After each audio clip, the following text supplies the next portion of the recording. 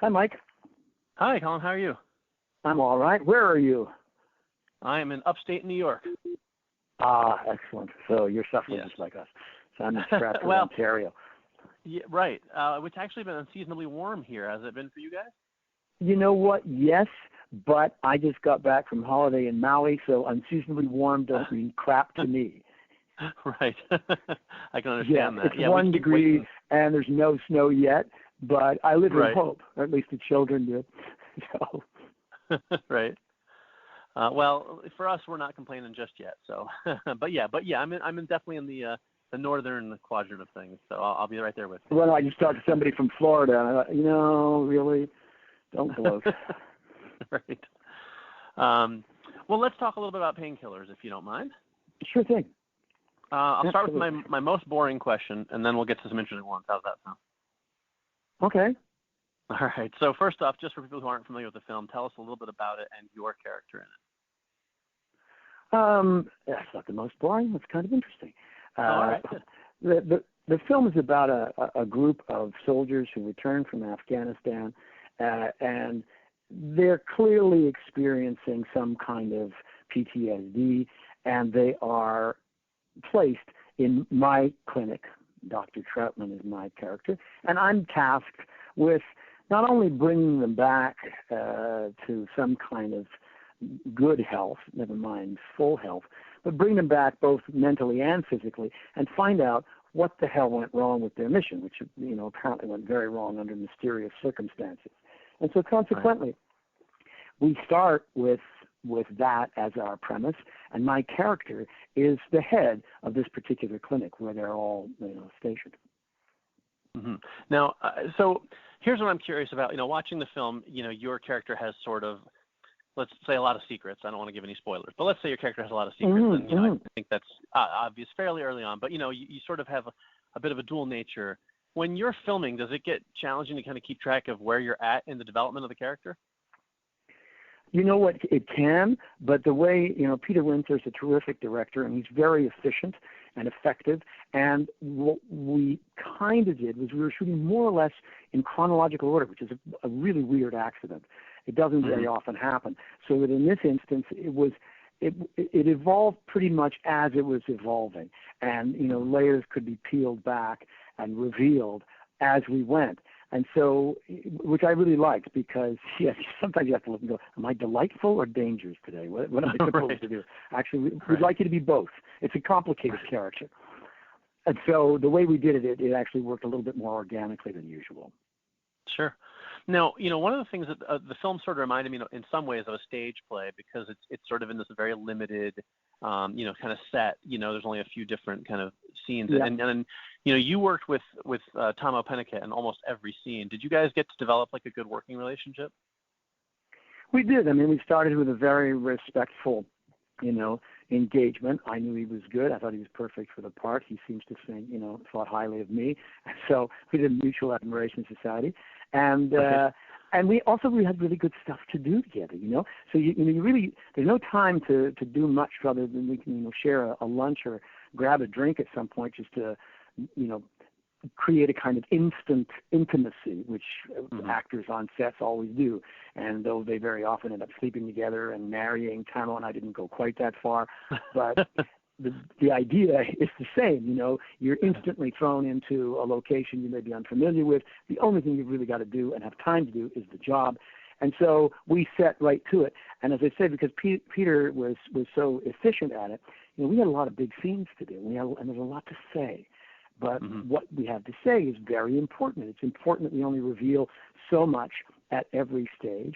And so we were careful to, dance around each other in that way before we get to any real conflict. And I love it. There's one scene particularly where having seen it, I thought, what? That was absolutely exactly what we expected and what we intended to do there.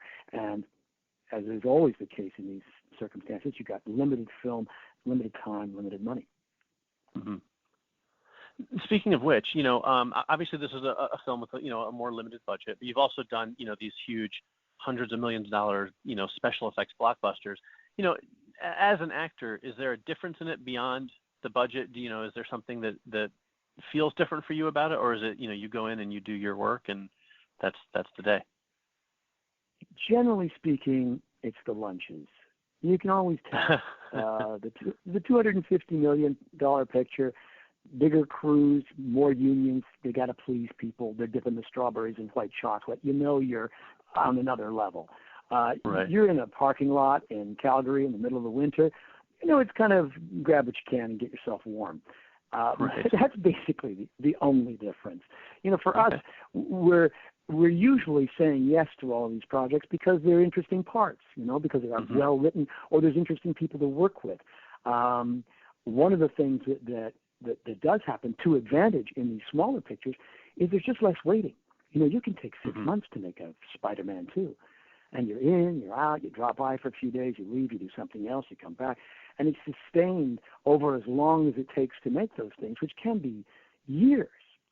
Right. Where, the down and dirty element of guerrilla-style filmmaking, you can be in and out in 3 weeks and have a perfectly fabulous film that looks like you spent way more money. If you're efficient and you know what you're doing, and Peter certainly is. Right.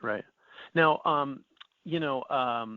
you obviously have played a lot of different kinds of roles in your career, and you do get tapped to play the heavy, sometimes, but you also are well known for playing dead Canadians. I know you've mentioned in the past. What do you look for these days? What attracts you to a role? As I said, if the writing's good, and the character doesn't make me, hopefully makes me look smarter than I am, and more charming, more witty, more bright, all of those kinds of things. You look for something that will take you somewhere else, right? Or that surprises you. And in this instance particularly, I didn't see certain things coming, and I thought, oh, well, that's interesting. I can do something with that. And that's what that's the phrase that my manager, been my agent and manager for years and years and years, has always used as the way to decide whether you're going to do something or not. Can you do something with this? Or I saw this part in such and such a thing. I think you can do something with that. And what she means is that you can take it off the page and go just a little bit farther so that you can say, hey, Peter Winter, I want you to hire me because I have something more to bring to it than maybe the next guy does. And maybe it's the experience of having just finished a $250 million picture and that I can, there's some acting there I didn't get to use and I'd like to offer it to you. Right. That's cool. I know that sounds a little bit thrifty, but it's true. Because we're always working. We're always thinking about, how will we best portray a character. Even if you're not given time to actually put all of that stuff on film, you don't get a chance to show all the work. And God knows not all of it appears in the final form. So, we're constantly looking for opportunities where the part's just interesting. And it doesn't have to be big. It doesn't have to pay all that well. I shouldn't really say that, but that's part of the truth. If it's good and you can be in and out quickly, then it's just great. I just finished a picture in Sault Ste. Marie with Bill Paxton and a couple of brilliantly talented young kids called Mean Dreams, and it was just the most fun in the world. And there was a scene particularly where me and Paxton had only just met. And we were pushed for time. We were pushed for everything. The weather was bad. We had this huge, complicated scene to do. Like a couple of old pros, we simply understood, got down to it, used a kind of shorthand that we had no right to actually have with each other because we really just met. And the first steady cam take, 4 minutes of perfect, was flawless. And I have to tell you, I looked at him, big high fives, jumped with glee, looked at the director. He realized he didn't have to pay anymore. It was all good. And that's the kind of thing you do for fun. It's the same kind of acting. It's the same kind of work. It brings everything to bear. And that's exactly what we did with Painkillers, Peter Winter is down and dirty. He said, look, if I don't have a lot of time and I don't have a lot of money, I'm counting on you guys to be really ready and to be really flexible. And that engages you, as an actor. So you forget that the lunches was, crappy and that they didn't pay. Right. You don't forget for long, but you forget why you're doing it. Right. Reaching back a bit on your resume, I'm a very big fan of one of your more obscure movies, the one that's also one of your few forays into straight comedy, and that's the film The Wrong Guy, which a hopefully classic you remember in the genre. making. What's that? It's a classic. It's a classic actually. in the genre. It is a highly I can't go to film. a university campus without somebody going, oh, you're not a super cop. You're just an ordinary idiot. It's one of my favorite Awesome. films. I'm glad to know that. Because it's one of those films I'm always telling people to track down, So I was just curious if that was a fun experience for you to get to kind of, work in that comedy horizon and turn out a film that is, also because the beauty of it is that, and I've done a few now.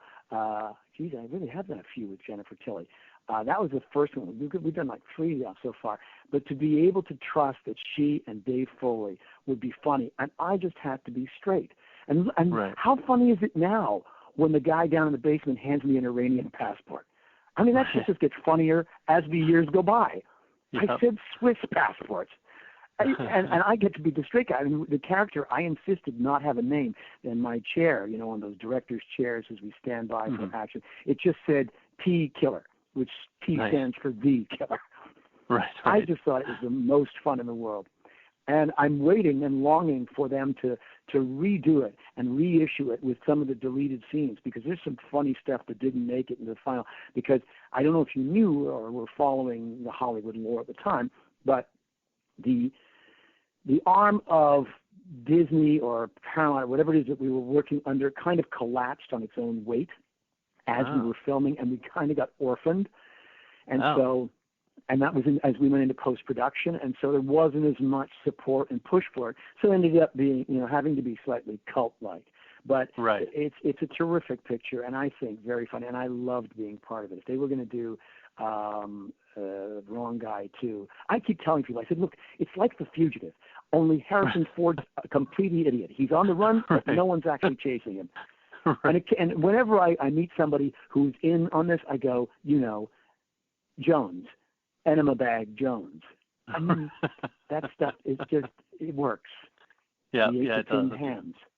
Oh, good. I'm glad you have. But we're running out of time, so if we could. Okay, sorry. We'll get back to it. Sorry, Mike. Go ahead. That's all right. I just want to say I'm glad you had fond memories of it. It's definitely one of my favorites. So, all right. Well, I'll wrap it up then. I know we're running out of time, but Colm, thank you. I'm a big fan of yours, so it's great to talk to you. Thanks for taking the time for me. Great to talk to you, Mike. Thank you so much. I hope you remain snowless except on the 25th. That sounds perfect. You too. Bye-bye.